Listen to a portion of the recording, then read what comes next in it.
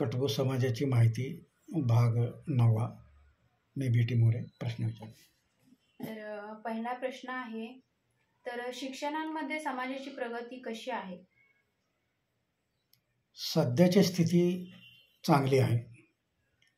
प्रत्येक घराघरामध्ये शिक्षणाची मुलं शिक्षण शिकत आहेत. सध्या आता काही डिप्लोमा झाले आहेत, डिग्री झालेले आहेत, ग्रॅज्युएट वगैरे असे खूप शिक्षण मुलं आमचे मुलं शिक्षण घेतात, काही नोकरी वगैरे करतात. ठीक आहे. तर पुढचा प्रश्न आहे की शासकीय कागदपत्र स्थिती सध्या कशी आहे?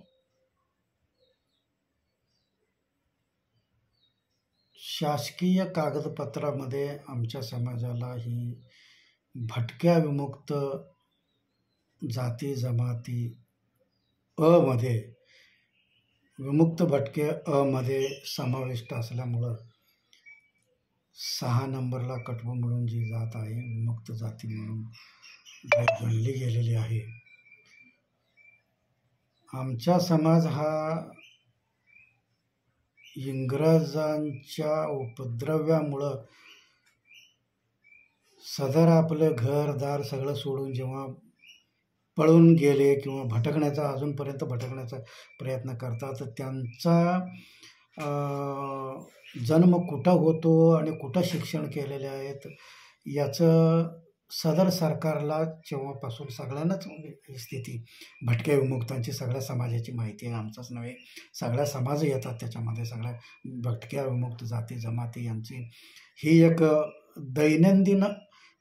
दयनीय अवस्था आहे की हे खूप मोठा प्रश्न आमच्या भटक्या समाजामध्ये उपस्थित झालेला आहे की सरकारने 1961चा पुरावा जन्माचा किंवा शिक्षणाचा किंवा अस्तित्वात असल्याचा मागतात.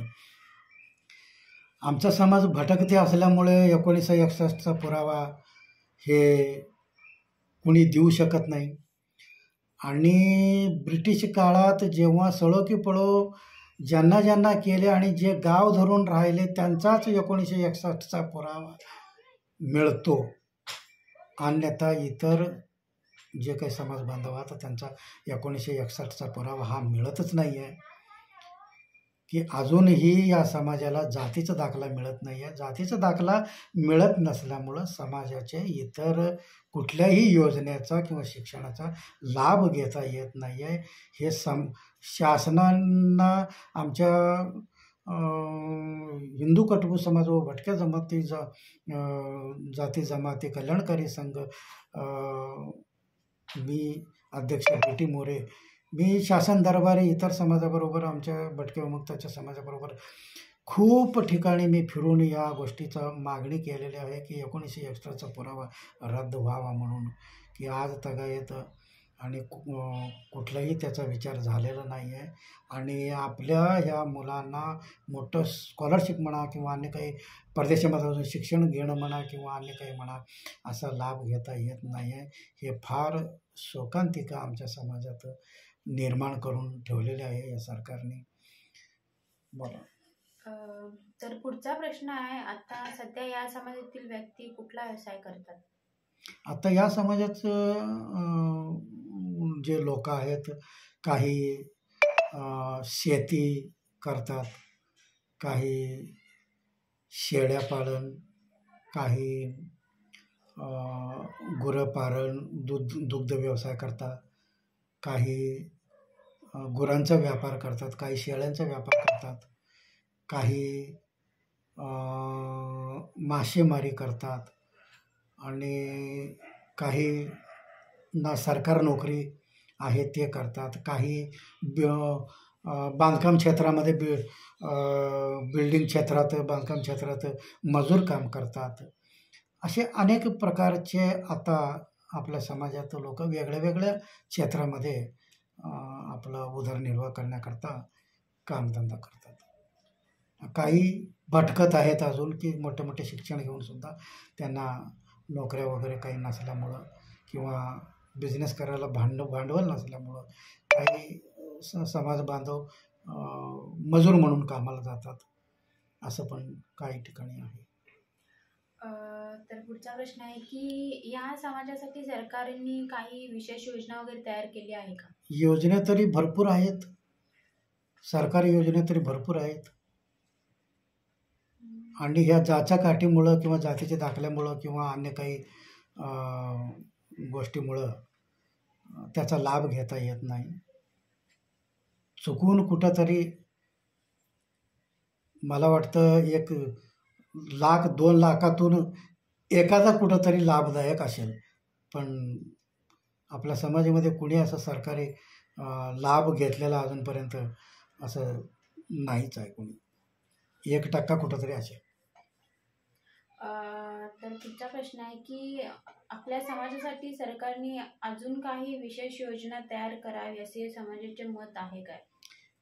विशेष योजना तरी भरपूर आहेत, सरकारने केलेल्या आहेत, पण ह्या अटीमुळंच लाभ घेता येत नाही. अटी खूप जाचक अटी आहेत आणि सगळे डॉक्युमेंट्स पूर्ण केलं तरी काही अधिकारी असतात ते तसे मानसिकतेचे नसतात. त्यामुळं आपला समाज जास्त लाभ घेण्याच्या भानगडीत नाराज असून लाभ घेण्याच्या भानगडीत पडलेलं नाही. मजूर काम करतो, BCom झालेले लोक, MCom झालेले लोक जे मजूर काम करतात सध्या, हे दुःखदायक गोष्ट आहे. म्हणून त्या सरकारी योजनेचा आपल्या समाजाला सरळ सांगतात आमचे लोक की बाबा त्या सरकारी योजनेचा लाभ आम्हाला तीळभर कुठला काही नाही आहे. जातीचा दाखला नाही, व्हेरिफिकेशन सर्टिफिकेट मिळत नाही, जात पडताळणीच्या वेळेला मिळत नाही. खूप त्रासदायक आहे. आमची जात कटबू असून आम्हाला व्हेरिफिकेशन सर्टिफिकेट मिळत नाही आहे आणि खूप म्हणून ते नादालाच लागत नाहीत. इतके म्हणजे कागदपत्र आणि सरकार म्हणजे आमच्या लोकांना तिरस्कारच येतो एक प्रकारचा, असं सिच्युएशन आहे आता सध्या. तर पुढचा प्रश्न आहे की आता स्वयंरोजगारासाठी समाजाची वर्तमान स्थिती काय आहे?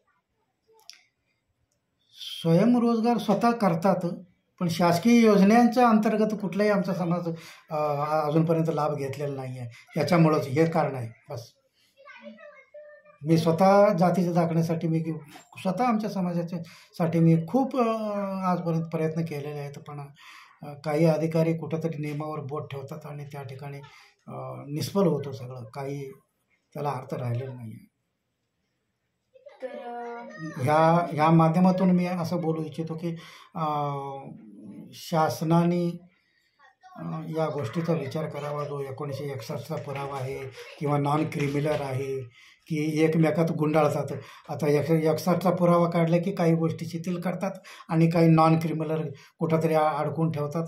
असे जे काही अटीतटीचे जे नियम आहेत ते सरकारने सर्व काढून टाकून सरळ आपल्या ह्या भटक्यांना आपल्या उदरनिर्वाहासाठी ह्या मुख्य प्रवाहात आणण्यासाठी ह्या भटक्यांना ह्या अटीतटीच्या ज्या गोष्टी आहेत ते पूर्ण कमी करून सरळ मार्गाने जे डॉक्युमेंट्स आहेत ते असं करून उद्योग, व्यवसाय, शिक्षण ह्या समाजाला दिले तरच हा समाज मुख्य प्रवाहात येईल, अन्यथा हा येणार नाही. फक्त कागदोपत्री GR असतात. मुख्य प्रवाहात आणण्यासाठी आम्ही असं केलं, मुख्य प्रवाहात आणण्यासाठी आम्ही त्या पद्धतीने केलं, असं केलं, तसं केलं, याला काहीही अर्थ नाही आहे, असं माझं म्हणणं आहे. ठीक आहे. तर पुढचा प्रश्न आहे की अन्य प्रांतातून आलेल्या आपल्या समाज बांधवांच्या समस्या काय आहेत? अन्य प्रांतामधून जे लोक आलेले आहेत, पूर्वी आम्ही लहान असताना किंवा आम्ही शाळा शिकत असताना एका जिल्ह्यातून दुसऱ्या जिल्ह्यात, म्हणजे समजा आता महाराष्ट्र राज्य आहे, महाराष्ट्र सोलापूर जिल्ह्यातून कोल्हापूर जिल्ह्यामध्ये कामानिमित्त गेला किंवा पुण्याला गेला, त्या ठिकाणी तिथे रहिवासी दाखवल्यानंतर दाखला मिळायचा. पण आता म्हणतात तुम्ही ज्या जिल्ह्यात तुमचा जन्म झालेला आहे, ज्या मूळ स्थान आहे त्या जिल्ह्यात जावा. आम्हाला सरकारला असा प्रश्न आहे की परदेशातून तरी आलेले नाही आहेत ना आम्ही. महाराष्ट्रातूनच चालेल ना. फक्त जिल्हा कामानिमित्त बदलला किंवा ज्या जिल्ह्यात सोलापूर समजा एखाद्या ठिकाणी समजा आम्ही सोलापूरला राहतो किंवा साताराला राहतो किंवा कराडला राहतो, तिथं आमचा व्यवसाय चालत नाही, पोट आम्हाला भरत नाही किंवा आमचा उदरनिर्वाह होत नाही आमच्या कुटुंबाचा, म्हणून मी समजा आम्ही पुण्याला गेलो, तिथं आमचं सगळं व्यवस्थित चाललं किंवा मुंबईला गेलो, तिथं आमचा उदरनिर्वाहाचा प्रश्न आमचा सुटण्यासारखा दिसला, आम्ही तिथंच स्थायिक झालो, तर आम्हाला दाखला नाही मिळावा. मग तिथल्या अधिकाऱ्यांनी सांगावं की तुम्ही साताराला जावा, सोलापूरला जावा, कराडला जावा. हे चुकीचं आहे. हे अशी जे काही गुंतागुंतीची जे करून ठेवलेलं आहे गव्हर्नमेंटने, म्हणून या भटक्या जमाती लोकांना खूप हे त्रासदायक आहे. हे प्रकार एका बाजूने बोलायचं, मुख्य प्रवाहात आणतो, एका बाजूने अशा प्रकार करून बंद करून टाकायचं आणि कुठल्याही प्रकारचा लाभ मिळू नये असं अटीतटी निर्माण करायचं. हे दुटप्पी जे सरकारचं धोरण आहे हे कम्प्लिटली बंद व्हायला पाहिजे अशी आमची इच्छा आहे. ठीक आहे. तर पुढचा प्रश्न आहे की अन्य प्रांतातून आपल्या समाजाला कोणत्या नावाने ओळखतात? त्या प्रांतात तो कुठल्या कॅटेगरीमध्ये येतो? हां, त्या अन्य प्रांतातील जे आलेले असतात त्यांना इथं जातीचा दाखला मिळत नाही, ते आता बोललेलंच आहे मी, जिल्ह्याचं बोललेलं आहे. पण प्रांताचा जो विषय आहे तो समजा आता कर्नाटकमधून इथं त्यांच्या उदरनिर्वाहासाठी, नोकरीनिमित्त, धंद्यानिमित्त, कामाधंद्यानिमित्त समजा आता पुण्यामध्ये स्थायिक झाले, सोलापूरमध्ये स्थायिक झाले, काही रत्नागिरीमध्ये, सांगलीमध्ये स्थायिक झाले, कराडमध्ये, सातारमध्ये स्थायिक झाले, कोल्हापूरमध्ये स्थायिक झाले. त्या ठिकाणी 15 वर्ष 10 वर्ष वास्तव्य असल्यानंतर त्यांना दाखला मिळाला पाहिजे, पण तसं मिळत नाही. जिल्हा टू जिल्हा ट्रान्सफर झाल्यानंतर तिथं गेल्यानंतर मिळत नाही, पण परराज्यातून आल्यानंतर जातीचे दाखले जर मिळत नसतील, परत स्वतः सरकारहून तुम्ही महाराष्ट्रामध्ये कामधंदा करू नका, कर्नाटकमध्ये जाऊनच करा, तर तुम्हाला तुमचा तिथल्या तिथंच फायदा मिळेल असं सरकारने बोलून दाखवण्यापेक्षा कागदोपत्री असं सिद्ध करून दाखवतात की तुम्हाला इथं दाखला मिळत नाही किंवा तुमचं अस्तित्व इथं नाही, तुम्ही परराज्यात जावा, तुम्ही तिथंच राहा. म्हणजे महाराष्ट्रातले लोक कर्नाटकमध्ये जायला नाही पाहिजे किंवा कर्नाटकचे लोक महाराष्ट्रात जायला नाही पाहिजे, यायला नाही पाहिजे. म्हणजे अशा पद्धतीचं जे काही बंधन करून ठेवलेलं आहे हे खूप चुकीचं आहे. आणि हे जे काही मी आत्ता बोललेलं आहे, हे काही समस्या, प्रश्न, हे जे काही अटीतटी, जे काही हे एकमेकात गुंतागुंती, हा विषय सरकारचा, हाच विषय ह्या भटक्या विमुक्त जाती जमातांना कलंक आहे. तर पुढचा प्रश्न आहे की आपली कठपुतलीची परंपरा टिकून ठेवण्यासाठी समाजाने काय पुढाकार घेतला पाहिजे? माझी खूप इच्छा आहे की परंपरागत आपली जी संस्कृती आहे कठपुत समाजाची, ती कठपुतल्याच्या खेळापासून जे काही आहे ती पिढ्यानपिढ्या परंपरा जपत जायला पाहिजे, संस्कृती आपली जतन करायला पाहिजे.